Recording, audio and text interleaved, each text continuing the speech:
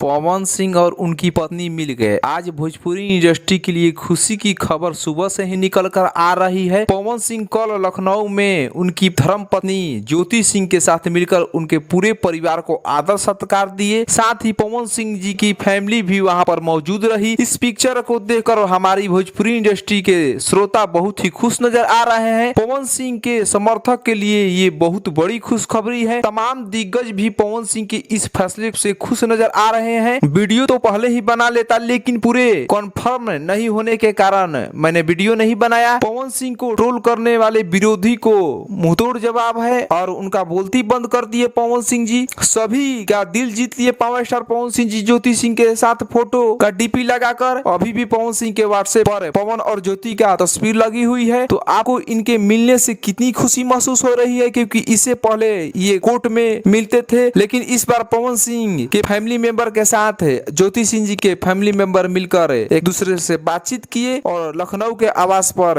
ये मुलाकात हुआ। तो आगे जो कुछ भी अपडेट आता है तो आपको वीडियो बनाकर बताता हूँ। तो चैनल पर बने रहें। धन्यवाद।